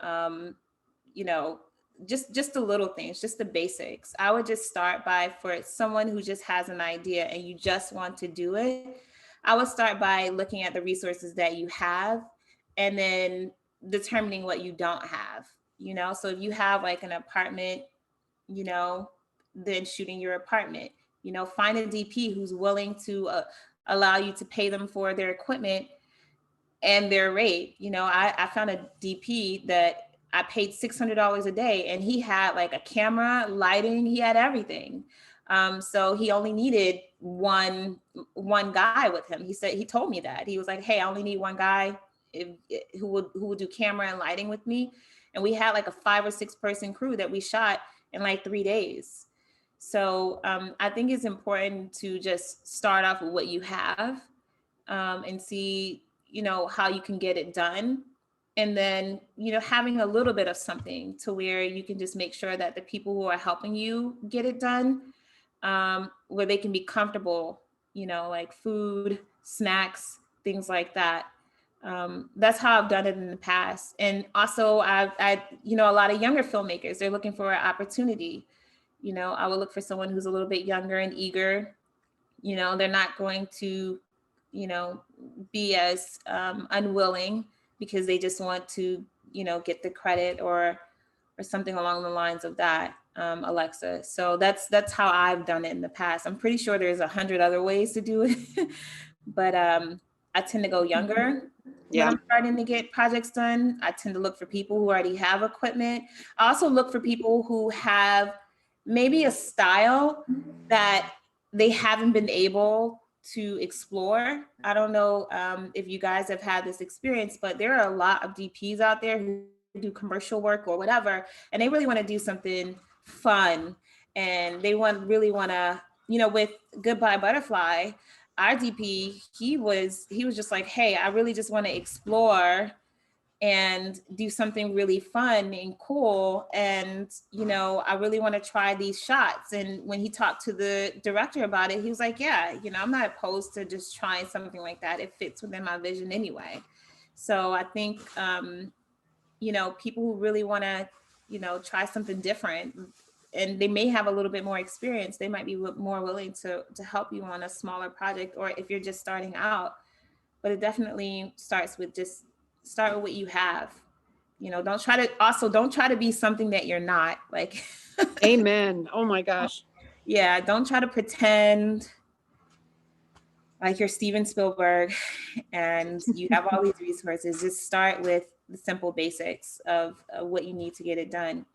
And my mentor, his name is Andy Fickman. He is, a really great director. He's done like She's the Man, and he's done like Liz and Maddie on Disney. He's the director for that, and Mall Cop 2, and he's done all these things. And one of the things that he's taught me throughout the years is, you just have to be resourceful and do whatever you can do to get your film done, and also just find people who can give you advice, who can help you like get things done, and watch a lot of movies. Like watch a lot of movies that are in the same genre as your movie to really have a clear vision on what that is going to be. Because that one thing that I hate is when people just say, hey, let's just shoot something when we get on set. And I'm like, doesn't work like that for me. Like we need to prep, spend a lot of time in prep, because you're not going to have time like you would if you were paying people to just not know, so spend the preparation time to figure out what you want out of this and what's the purpose of you doing it in the first place, and then just do it. Find a group of people who want to do it for you, who believe in your script and your vision. And for Alexa, it always, for me, and I'm sure with a lot of you guys, it always starts with that script. Like, do I believe in this? Is this something that we can get done? Are you being realistic about your expectations? And I would urge people to think the same thing. Like, what is my vision for this? Do I really want to get this done? If you're a first-time filmmaker and you want to do a $5 million film, you need to bring on someone who's done a $5 million film. You can't do it by yourself. The best thing about this industry, guys, is it's the most collaborative industry, right? The worst thing about this industry is it's the most collaborative industry. So, you can't do it by yourself. Thank you for that. Yeah, I just know some of the faces on this call tonight, and some of them are very new and some of them are very seasoned. And it doesn't always have to be a $500,000 project. It can be a $50 project because you're feeding pretzels, but everyone agreed to that because they believe, like you said, in the story. That's paramount. But I love what you have to say. Thank you for sharing yourself tonight. It's awesome. Oh, thank you. I really appreciate you all asking me questions, because I love to help people. We had some, these aren't really questions, but they're just comments. Brenda says, we did a short that way, 0 cost except snacks, professional videographer for commercials and music videos. And he just wanted to shoot a short film, or whoever it was. And Karen says, unfortunately, 80% of local filmmakers in our area do not pay actors or crew. And she and I know, because we've been on the same films together. So I probably can speak to that a little bit. Maybe me and Mindy, because they like want us to. So I've gotten to the point where it's a real struggle, because it's like you really want to work on film, but then there are a few places where they have to pay someone. You have to pay for a videographer or a DP because they won't do it otherwise. They just won't do it. And you have to pay for. Let's see, it's usually DP and editing are the ones that get paid for. And then the other ones are like, sound. Actors, probably not. Maybe sound you have to, because the sound people in our area, that's actually a really good business to go into. Yes. Karen says makeup, but we've gotten makeup. You and I both have been on films that we had makeup people for free. We had 3 makeup people for free one time. Yeah, but Becky, that's the whole point of women in film, is that you have the networking to get these things. You can find the commercial director that wants to get into narrative, and hopefully they'll step on. Who said that? Brenda, I think, said that. That's why women in film is so awesome, because you have a network. You can reach out and be like, hey guys, I'm in a pinch. I need a cinematographer for 2 days and I can't pay much, and blah, blah, blah. You know how the rest of the story goes. But that's why this organization is so awesome. And I would say that of all of the network, I mean, I've networked hard in this area. And I would say that of all of the networking I've ever done, women in film is the only place that I got consistently offered jobs that paid money. Woot, woot. And I would say that the men, I agree. Yes, the men that wanted to make films that got me and Karen and Mindy to work on their films for free, really just all they had to do was ask, and we did it. And, at a certain point, you just have to say, no, I'm not going to do that anymore. I'm not going to be taken advantage of for $10, anymore. Well, So- I also think, Becky, like, like at some point when you're young in your career, you do it for experience, but at a certain point in your career, you want to do, you want to do more. I think a lot of people start out in film just trying to understand whether this is just a direction, because it's a huge risk to be a filmmaker. So starting out, yeah, but at a certain point in your career, you start asking reputation questions like, does this person pay their crew? Looking them up. Do you know anybody who's worked with them, and whether or not, they had a good or bad experience? And literally, I can tell you, one of the worst things that I did on a project is not ask people about the filmmaker that I was working with, because when I did, and I had a bad experience with them, I learned that a lot of people didn't like that person, and that they had treated a lot of people bad. And I think, at some point, when I always talk about having a business mindset, is that you don't just hire somebody. You go, you get a resume, you ask for references, you ask people how they work with them, and then you make the determination of whether or not you want to work with that person. And I think as filmmakers, we get really, really passionate when people are passionate with us. But I learned when money is involved, right? Anytime money's on the table, everything becomes different. Everything. People, it doesn't matter how passionate they are with you, everything becomes different. So it's really, really important to, first and foremost, make sure that the people that you're working with, they do what they're supposed to. Do they work with unions? Have they worked with unions before? Have they worked with the different types of people? And the type of people that they work with all the time too tells you a lot about them. And all you have to do is do a search or just look and see if you have a person, especially on IMDb Pro now. If you just start looking, you'll find like, oh, they worked with this person that worked on the job that did this or whatever. Let me ask that person whether or not, how did you like working with them? Ask the film commission, like, hey, what was the experience in the area? Did you get any complaints? That's where I'm at. I don't have time. You guys don't have time. So we're not going to take the time to deal with foolishness. Point. Well said. I agree Victoria 100%. Victoria wants to mention something about membership. Yes, we need to wrap soon because we want to keep on time. But if you're not a member of Women in Film and you're a professional, you can join for as little as $75 for the entire year. Otherwise, if you're a student, it's $25. And you can also join as a friend if you don't have the chops to get it at the professional level, and that's $40. So it's an investment that is like no other. It's really pretty cheap for what you get back. I know several people are working from contacts they made here. Alexa, I know you're just wrapping are you still with us? Yes, but I was muted. Oh, okay. So I know you're just wrapping a film. My Alexa just started answering me. Sorry about that. Anyway, what's your experience? I mean, on the film that you're working on with Nancy right now? I'm actually doing, hopefully, the final interviews this week. We've been working on it for 4 years, and it's called The Pulse: Forgotten Survivors. And we're documenting how the survivors, whether injured or whether they lost someone, they're all survivors, and how they are faring and how they're being treated after the Pulse tragedy. And the shoot on Thursday is probably just me and my lights and my camera, and I'm doing everything. I'm doing sound, I'm doing everything, because I'm not going to jeopardize anyone's health. I'm not going to ask them to do that. And I'm going to wear a mask anyway. It's just a weird thing. So Victoria, we've spoken before, all my jobs this year have been, or end of last year. No, end of last year, we're all political. I was hired to do all these, people running for the Senate and whatever in Florida. And I did all these little spots, and I had to do everything because I can't in my heart ask somebody to come and jeopardize their health or my health or the person's health. And it's really hard because I edit too. So I'm basically a one-man band trying to get all these things done. And this is a feature film, this documentary, really.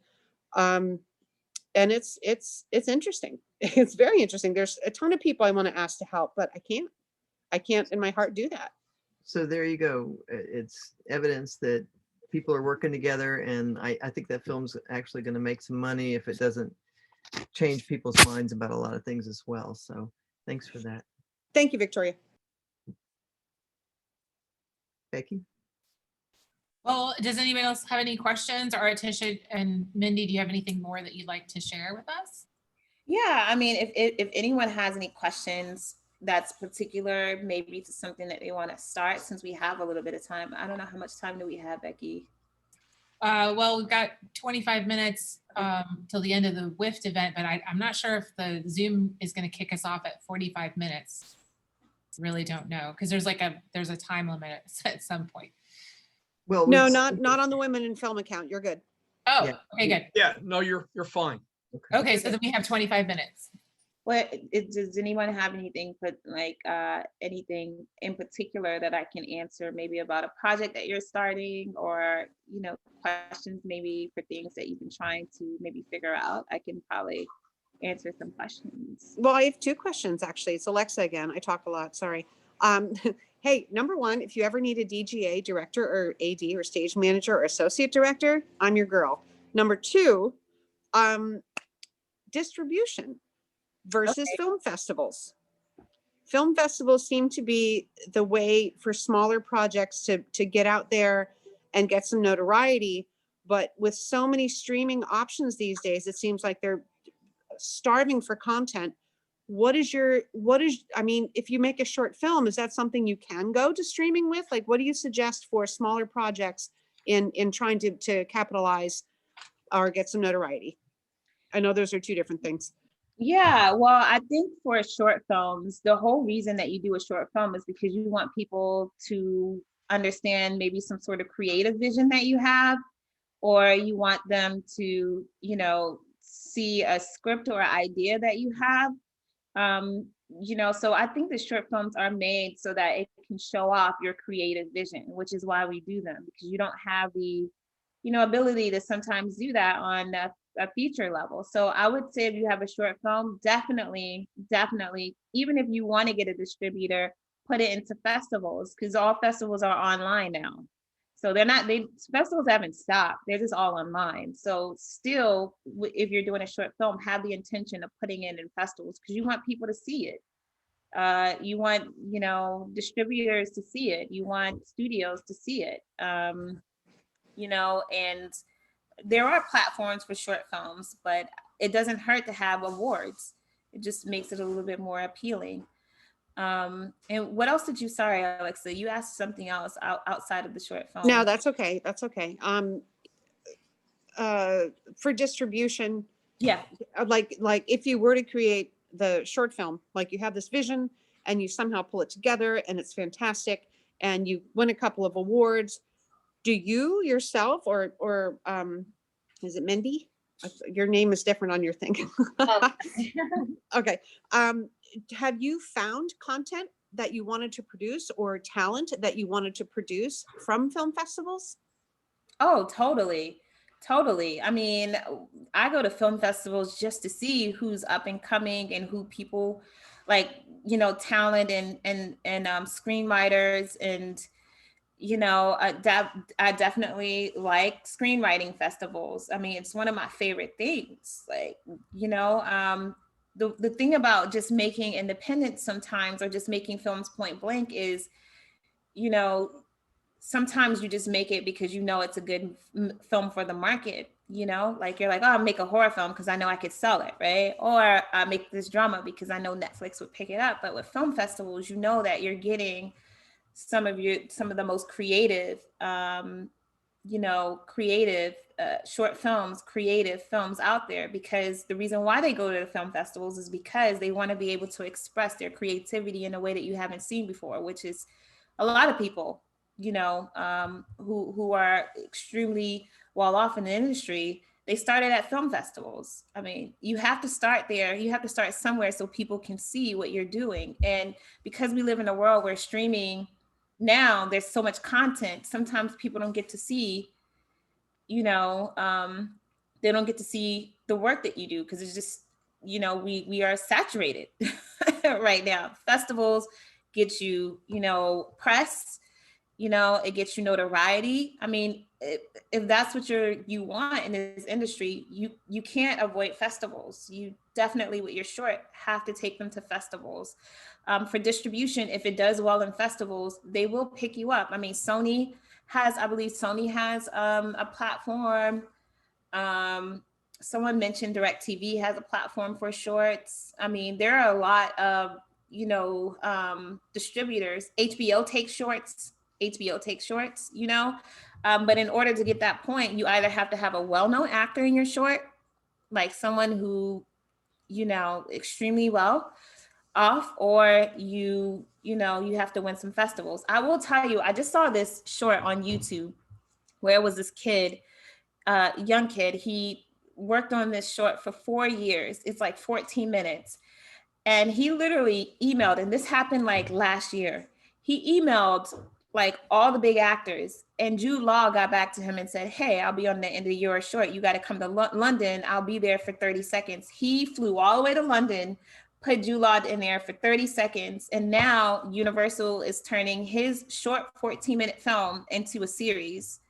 That is amazing. Yeah, I love that. I gotta send you guys I'll send it to you, Becky, but it was just amazing. I'm like, that's like a filmmaker's dream, right? But he was just so like, he and I'll send the stuff to you, Becky, but he mentioned, he was like, I just had this vision.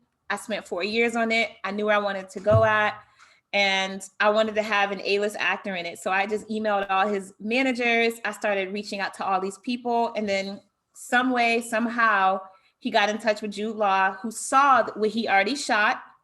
He had already shot something that was done really, really well. And he only needed to give him 4 words. And it took him he said, I only need 1 hour with you and I'll get this done. And now he has a series coming on Universal. So wow, I think we're all excited about that. That's amazing. Yeah, it's amazing. So I do think, Alexa, putting stuff in festivals is just, it's going to get you what you want if you do the work and if your work is good, having a really good creative vision. Thank you. Thank you. And I know there's in Flagler, Central Florida, where I am, there's a production company there was a book that's now been translated into a series, and they're shooting the pilot. Do you think they should put that in festivals, like to jumpstart that, or save it for network? It depends on what their intention is. If their intention is to get a series, I would put a deck and a concept together. I would do like a concept video that really shows what the vision of my series would be. Yeah, they've done that actually. They've actually put it in the can. Yeah, then I would just pitch. Awesome. I mean, they definitely can go the route of putting it in festivals if they just want people to kind of take a look at it. But the good thing about doing a series and pitching it is not everybody has access to the idea. Like, people pay for exclusivity, in this industry, and for the next thing that's going to be the big thing.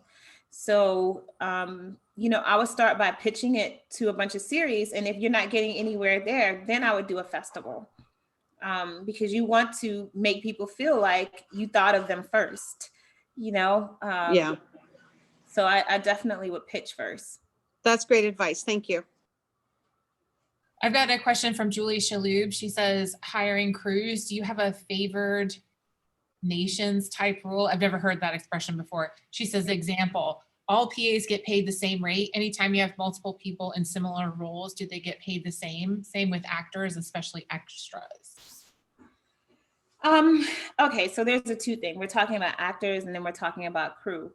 Actors and crew, it's just two different things. So if you want to talk about crew, if you have anybody who is, usually you don't have, unless, you're having 2 separate crews, you rarely have, people who are in the same position, right? You usually have like a hierarchy in film. So I usually,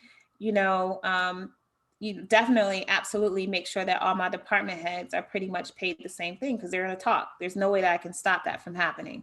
They're all going to talk, right? And then when I go down, it just depends on their, I usually go with like a crew member who has relationships with people, and then they will do those rates for them. So it might be different department by department, depending on what that relationship would be and depending on what I have in the budget. So that's how I typically, work with crews on the most favorite nations. All of the department heads get the same thing, right? As far as cast is concerned, it depends. It depends if they're union or non-union. If they're union and they are going to be on my, the project the whole entire time, and they have, 12 days, the full 12 days, and then I have somebody else who has a full 12 days, I would probably give them the same rate, because they're both going to be on there on the same days. If they're not like someone huge, because we already know that that person is going to get more money because they're going to be the person that sells the project. So, if we're going to talk about like a SAG minimum, you're doing 12 days, you're going to get the same rate, favorite nations, with the same person who's doing 12 days with you, point blank. We're just going to cut out the confusion, right? But if you just sold 3 films, I can't do favorite nations. There's no way I can do that, because that person, their sales value is just so much higher. There's nothing that I can do about, like, and it's very typical. If a person has sales value, you're going to pay them more, and I'll tell an agent that any day. I'm like, hey, they just sold 2 films, and do you want your actor to work? And I'll tell them that, so yeah.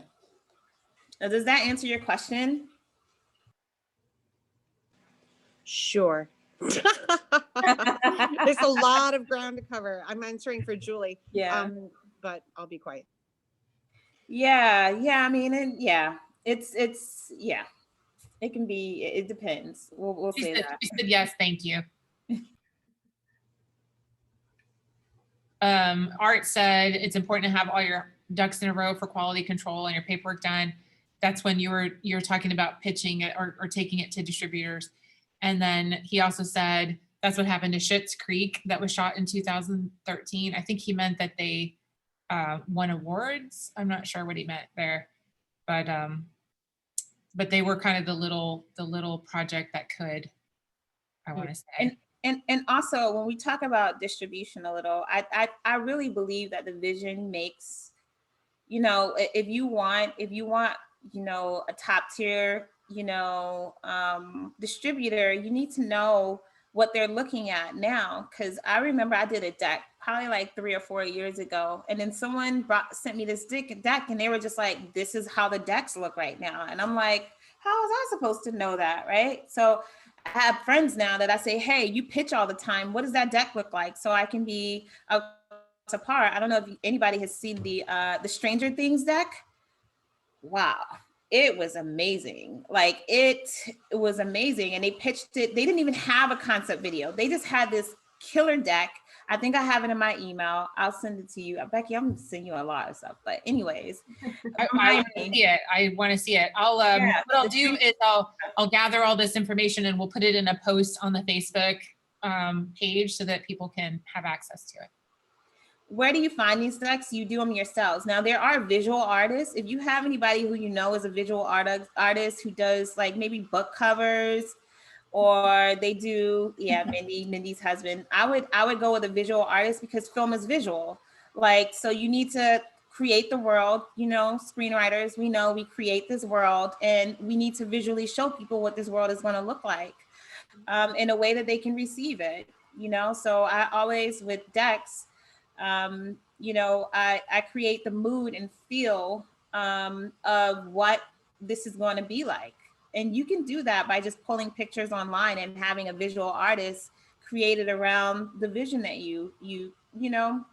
a lot of people make director's decks. So it's very visual. And then you tell them the story, tell them the characters are like, and about the team who's gonna be doing this. So you can pitch something with really good storyboards. And that's something that my husband is amazing at. So if anybody, you know, has any questions, you can email Becky and I can, you know, get you in contact with him. But that's a probably one of your biggest, well, not one of your biggest, but in the beginning when you're trying to show your idea, but you don't have a video or something yet, just getting those images together, creating the world, creating the idea, that's, you know, then you can put something in front of them and they can see what your idea, where you're headed, what direction you're headed with that.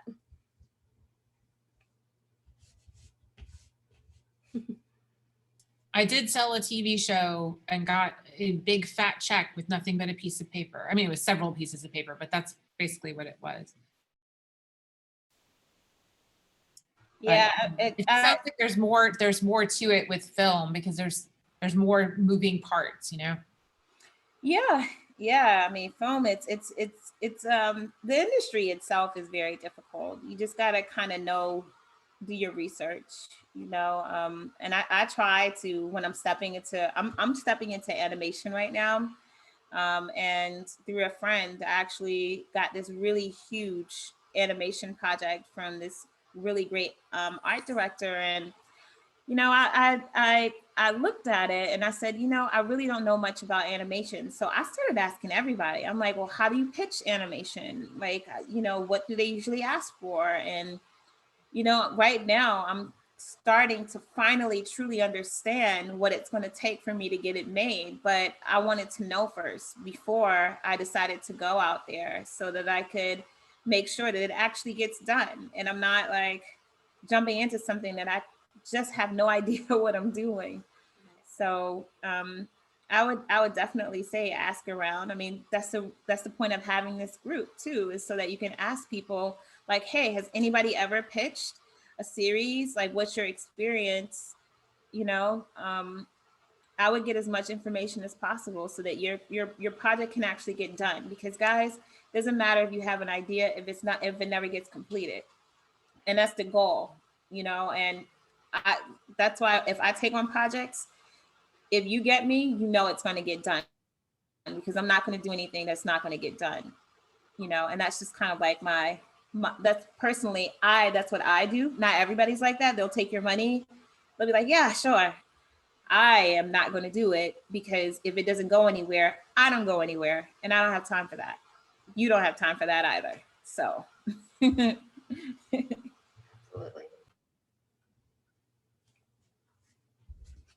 Does anyone else have any other questions? Deborah says, what did you look for when you were a distributor?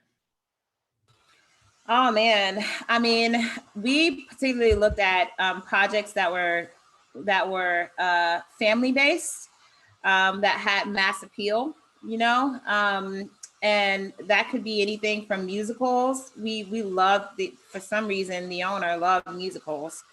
We looked at genre films that we knew that we could sell. Genres are like horror. It's pretty easy to place. We looked at the price of that project and whether or not we would make their money back and whether or not we would make any money based on how much they spent, whether they knew what they were doing. We looked at the team of people, and if they were new, we kind of wanted to know what their expectation was. You know, like, what do you want from this? Do you want to just sell your film and just get your investors' money back plus a little bit of money after that? Or are you completely delusional because you haven't put anything in a film festival? You know, like, so there were a lot of, you know, different things we were looking on, depending on what was the type of film that we were looking at. But particularly that company liked family films, and that was a big thing for them, and songs that had music in it, you know. And all distributors look for A-list talent, so, you know, A-list or B-list, they all look for that, regardless of the genre. Karen says, can you give any advice for turning a novel into a feature and where to start?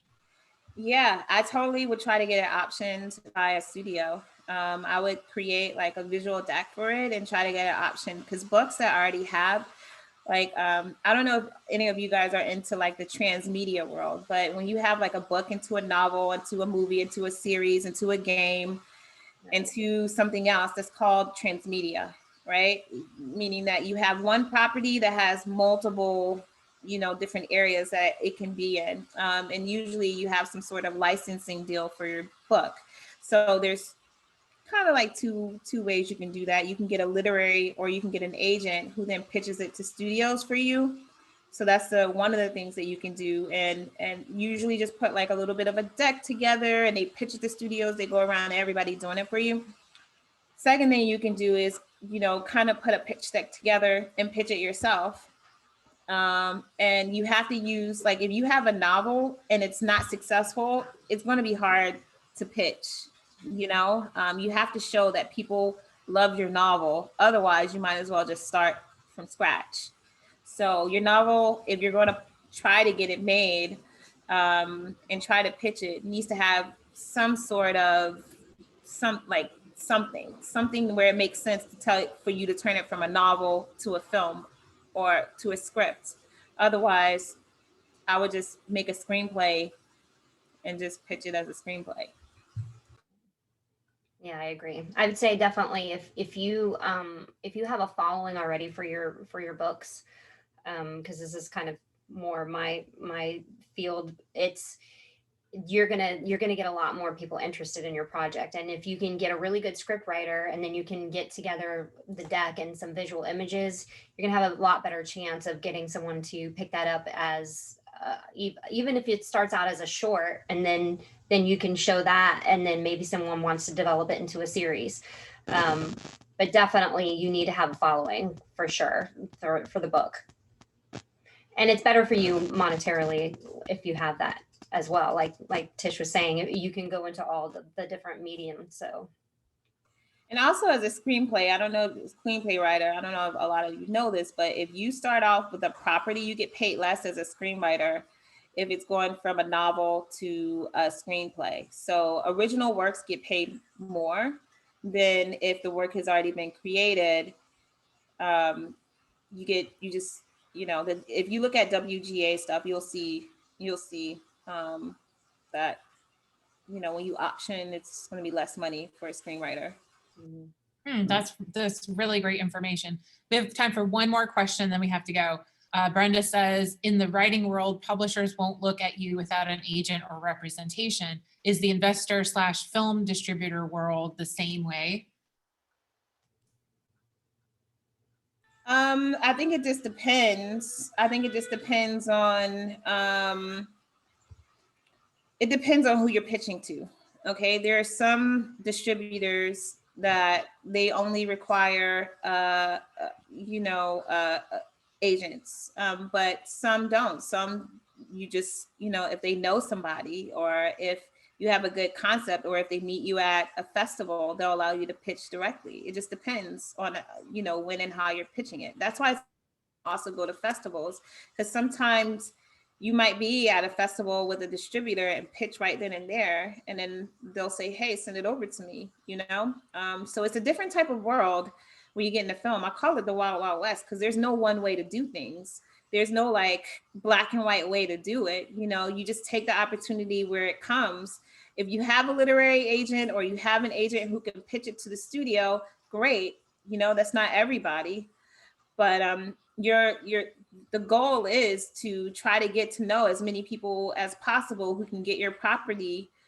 You know, I say property really just in a literal sense, not in the creative sense, but to get your, you know, property to the right people, you know, and don't have an idea of where you think it should go. Be open when you create, you know, when you create your film or your project. Just be open to the possibility that maybe it's not a series. Maybe someone will come to you and be like, hey, can you make this to a movie, and I'll finance it.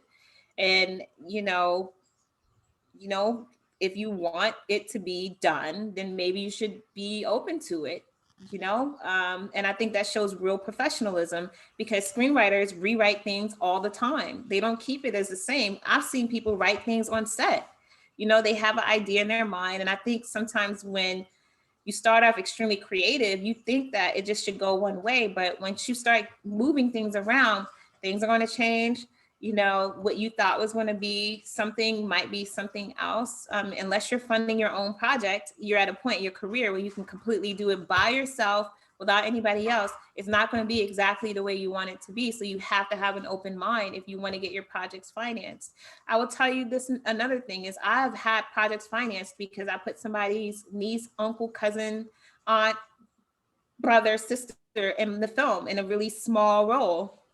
You know, I'm not going to say do that with all your projects, but I'm just saying, if you're willing to give me $100,000 just to give somebody 3 lines, sure, why not? You know, like, why not?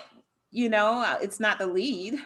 So I will let you give me that $100,000 and I will put your niece, cousin, sister, brother's friend in the film. You know, because we still have a very glamorous and very exciting industry to people. So They don't know the truth. use it. And sometimes it's just because they're so excited about it, you know, and they just, you know, I've always wanted to be in the movie. Okay, do you want to be like the guy who just walks up and says, hey, you know, let me take you to your seat. Yeah, oh my God. And it's just like, I'm going to make sure that 15 minutes is going to be the best 15 minutes of that person's life. I got my film done. You know? All right, great. That's great information. We learned so much. I think everyone was just fascinated. Thank you, Mindy. Thank you, Tish. I really appreciate it. It's 8:00 now, so it's time for us to go. Thank you so much. You're welcome. You guys have a great you all. night. Thanks so Have a much. great night. Thank you all for having us. Thanks for Bye, having me. everyone. I'm so Bye. grateful you Bye, came. thanks. Thank Bye. you. Great, thank you so much. Thank you.